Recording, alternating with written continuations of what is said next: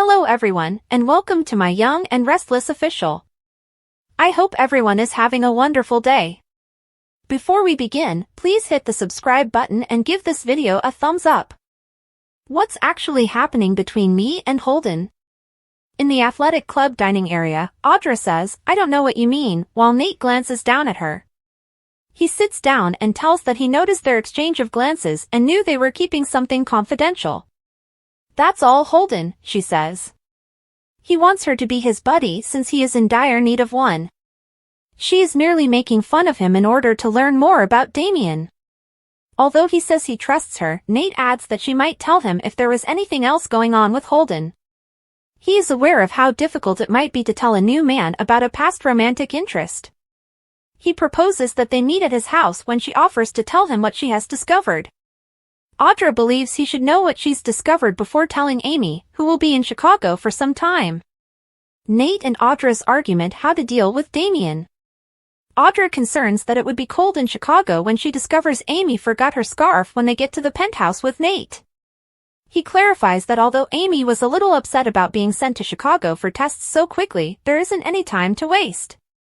All they can hope for is assistance from his medical acquaintance. They sit down after he makes them drinks, and she tells him about Damien and Holden's evolving relationship. They were pals initially, but after Damien took over as his boss, Holden felt inferior to him and had to answer to him. Holden seems to be upset with Damien for treating him more like a worker than a friend. Audra thought Damien had fallen on Holden earlier. He informed her that his employer has a short fuse. She continues. The last thing Nate wants at the moment is for his brother to be in the spotlight, so he wonders if Holden gave away that she was looking for information. Lily has also been investigating, and he fears that if Damien finds out that people are prying into his life, he will be scared away. When Audra inquires about what Lily found, Nate responds that his half-brother is merely a CEO and lied about owning 2 businesses. She is certain that he must be suffering from maintaining so many lies. Nate might be too emotionally invested to be impartial about this, she continues. Although he wants to, Nate will acknowledge that he isn't quite ready to trust his brother. While pointing out how much this is helping Amy, Audra says he is overly hopeful. He'd like a brother, too, she's sure. Nate should be wary even though he should trust his gut. He is certain that he has seen glimmers of a decent man behind Damien's facade. Until they have more information, Audra cautions them against allowing Damien into their lives. Nate is adamant that what counts is how much better Amy has changed. He wants to see her and her kid get back together. Audra is concerned that Damien would harm Nate or Amy. Hastings is certain that Damien will improve as a result of the reconnection. He wants to cling to the hope that they can truly be a family, even though they might all get burned. "I don't want them hurt," she says again. Since neither he nor Amy are confident they could withstand another shock, Nate needs to have faith in the finest. Nick and Billy conjecture about Sharon and Phyllis. Nick visits Billy at his new residence to request a list of potential people that Phyllis may have connected with. Billy had already considered that and made the calls, but they were unsuccessful. They both agree that this situation is problematic. Billy hands Nick a beer and tells him to stop and think. Billy acknowledges as they sit that it took him some time to realize that Phyllis might be in serious danger. Given her past, Nick feels it's reasonable to assume she's gone missing. They make assumptions about whether the 2 women were abducted. "How certain is Nick that Ian Ward is dead?" Billy asks. Nick acknowledges that when he thought about kidnapping, that was the first name that sprang to mind, but he witnessed him being shot and is aware that he was cremated. Billy believes Phyllis and Sharon must be together because they both called from burner phones. It cannot be voluntary because their hostility has been at its height since Heather's passing. Although Nick is aware of Sharon's problems, he maintains that she is doing well. He thinks that neither woman is currently seeking retribution. Nick is getting tired of waiting, even though Chance has been phoning clinics. This is just making things worse for his family after everything they've been through lately. He swallows a beer and then acknowledges that, despite the fact that it is illogical, he is to blame for this. Every time Nick believes his family is prepared to move on, something else happens. He starts to question what he's missing. he finds it difficult to comprehend getting through this after witnessing how shattered the children are. Even while he has supporters, he still feels the burden. Billy tells him to be patient with himself. Although Nick is aware that Phyllis criticizes him for writing to Sharon's aid, he believes she feels the same way. Billy offers him his assistance while reflecting on the absurdity of their reunion in light of their past. Nick emphasizes to Billy that this was not a bonding moment as he stands up to go. The ranch security crew calls him to let him know that they have reviewed all of the CCTV footage and found nothing. Before leaving, he will give the family a call to check on them. Fuck it. Where are you? Billy ponders. Sharon and Phyllis quarrel and struggle over clues. Sharon fumbles with a deck of cue cards in the medical clinic's basement. Phyllis makes fun of her while she works out, claiming that she must be making a bucket list. She makes an attempt to guess what might be on it. Probably anything related to her children. Perhaps a final hug or farewell. That would undoubtedly be on Phyllis's list. Since she didn't get to spend that time with them after pretending to be dead, Sharon snipes that makes sense. Sharon's past is again brought up by Phyllis, who implies that she would sacrifice herself by giving up her money so that everyone would see how kind she is. I would make a spectacular exit. I'm sure Sharon would, too, Phyllis says. She is also certain that Sharon would want her knight in shining armor to come to her rescue once more. Sharon is certain that Phyllis would also be delighted to see Nick barging in. Phyllis is aware of the solution. YNR. Phyllis keeps teasing Sharon for squandering her time attempting to figure out the riddle while she works on her lunges. She laments that she isn't making any progress and that playing the game isn't helping them. Perhaps entertaining their captor is the main objective rather than their survival. After they argue, Sharon laments the difficulty of solving the most recent puzzle. Phyllis laughs at this. She refuses to share the solution with Sharon, boasting that she figured it out by her sixth jumping jack. Why should she divulge what she knows when the game they are playing could be winner take all? She had no qualms about abandoning Sharon. In addition, she believes the solution is a wholly absurd idea. Sharon gets up and tells her that their lives are on the line and that she should quit being the mean girl. Phyllis eventually gives in when Sharon continues to badger her. Forgiveness. That's the solution, she states. Sharon doesn't think that's absurd. Phyllis claims that given what Sharon did to her family and Heather's body, it will never occur. The redhead brushes off Sharon's mention of the things she would have to forgive Phyllis for as being in the past. After declaring this dull, Sharon keeps trying to solve the problem. Phyllis says she would rather die and be eaten by rats when she proposes they try forgiveness as a way to go.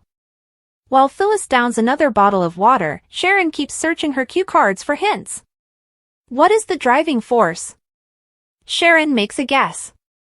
It appears that someone is attempting to demonstrate their brilliance through all of this. If only they could determine the objective. Phyllis is certain that the only intention is to torment them. They are being tormented, she shouts over the intercom. They quarrel over Phyllis's obsession with working out and repeating what Sharon did to Daniel. Phyllis accuses Sharon of not accepting responsibility and says she will never forgive her when she reminds her that she was drugged. What if this is your only option for leaving? What? Asks Sharon. Phyllis is aware that the freak would discover her lies. She rambles on, shivering, then collapses over and blurts out that she feels queasy. Phyllis and Sharon plead for one more hint. YNR. Sharon begs for assistance over the intercom as Phyllis fears she is being poisoned. The intercom rings as she shouts that Phyllis needs medical help. As Phyllis isn't moving through the game as instructed, the voice hints that they might be fulfilling their threat and advises them to begin looking for the remedy. Sharon pleads for another hint while Phyllis trembles and moans in agony. Even though you cannot see me, I am the beginning and the end, the voice repeats. Sharon hoped expecting a more straightforward response, but it was not forthcoming. Phyllis whimpers as she keeps looking. Sharon eventually determines that it must be the water and locates a single bottle with a sticker on it. It initially made Phyllis unwell, will stop the discomfort, and is invisible because it is obvious. She asks Phyllis to take a sip. Audra and Nate choose to make use of Holden. When they return to the penthouse, Audra begs Nate to allow her play Holden in order to learn more about Damien. Since he is hesitant, she suggests that he might be envious, which would indicate that he values their connection. Nate hopes she can tell that without him having to be envious. They share a kiss. She proposes they order pizza because this makes her hungry. She reaches for her phone and finds a text message from Holden that says, "At the airport. I apologize for missing lunch. I still need a friend." Audra asks Nate how he wants it after showing it to him. Her to respond. Nate hesitates, weighing the pros and cons of using Holden as a source of information. On one hand, Holden seems vulnerable and desperate for connection, and exploiting that feels morally questionable. On the other hand, Damien's behavior is becoming increasingly concerning, and they need all the information they can get to protect Amy and themselves. After a moment of contemplation, Nate suggests that Audra respond to Holden but keep things vague. She should maintain the friendship without giving away too much about their intentions. Audra agrees and sends a message back to Holden, expressing understanding and suggesting they catch up soon. As they wait for the pizza to arrive, Nate and Audra continue discussing Damien. Nate admits that he's torn between his desire to believe in his brother's potential for change and the growing evidence that Damien might not be trustworthy. Audra reassures him that it's natural to feel conflicted, especially when family is involved. She reminds him that their primary goal is to protect Amy and ensure her well-being. If that means keeping Damien at arm's length until they know more, then so be it. Nate nods, appreciating her pragmatism. He knows that Audra's perspective is often more clear-headed than his own, especially when emotions are involved. The conversation shifts to Lily's investigation into Damien's business dealings. Nate explains that Lily has uncovered discrepancies in Damien's financial records, suggesting that he may be involved in some shady dealings. Audra raises an eyebrow, noting that this could explain Damien's erratic behavior and his need to control those around him. She wonders if Damien's temper and lies are a result of the pressure he's under to maintain his facade. Nate agrees but adds that it doesn't excuse Damien's actions. If anything, it makes him more dangerous. They both agree that they need to tread carefully and avoid tipping Damien off to their suspicions. As the pizza arrives, Audra's phone buzzes again. This time, it's a message from Lily, asking if they've made any progress with Holden.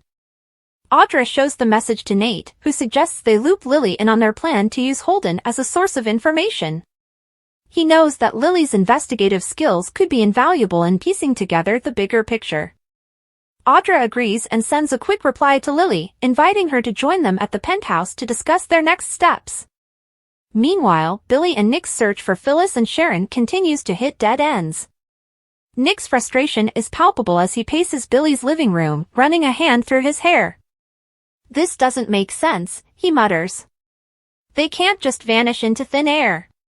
Billy, ever the voice of reason, tries to calm him down. "We'll find them, Nick. We just need to think like they would. Or like whoever took them would." Nick nods, though his anxiety is still evident. He knows that time is of the essence, and every passing minute feels like an eternity. Billy suggests they revisit the idea of Ian Ward being involved, despite Nick's insistence that he's dead. What if someone is carrying on his legacy? Billy asks. Someone who knew him or was inspired by him? Nick considers this possibility, though it makes his stomach churn. The thought of someone else using Ward's twisted methods to terrorize their loved ones is almost too much to bear. Still, he knows they can't afford to dismiss any leads, no matter how far-fetched they seem. As they brainstorm, Nick's phone rings. It's Chance, calling to update them on his search. He's been contacting clinics and hospitals, but so far, there's no sign of Phyllis or Sharon. Nick thanks him and hangs up, feeling even more defeated. Billy claps a hand on his shoulder. "We'll figure this out," he says firmly. "We have to." Back in the basement, Sharon and Phyllis's situation grows more dire. Phyllis's condition worsens, and Sharon becomes increasingly desperate to find a solution. She frantically searches through the cue cards, looking for any clue that might lead them to the antidote. Phyllis, meanwhile, continues to groan in pain, her earlier bravado replaced by fear and vulnerability. "I don't want to die like this," she whispers, her voice trembling. Sharon's heart aches for her, despite their history of animosity. In this moment, they are not rivals or enemies, they are two women fighting for their lives. "You're not going to die," Sharon says firmly, though she's not entirely sure she believes it herself. She continues to piece together the clues, her mind racing. The riddle, "I am the beginning and the end, though you can't see me," echoes in her thoughts. She knows the answer must be something simple, something they've overlooked. Finally, it clicks. "Water," she says aloud. "It's water." She grabs the bottle with the sticker and hands it to Phyllis. "Drink this. It's the antidote."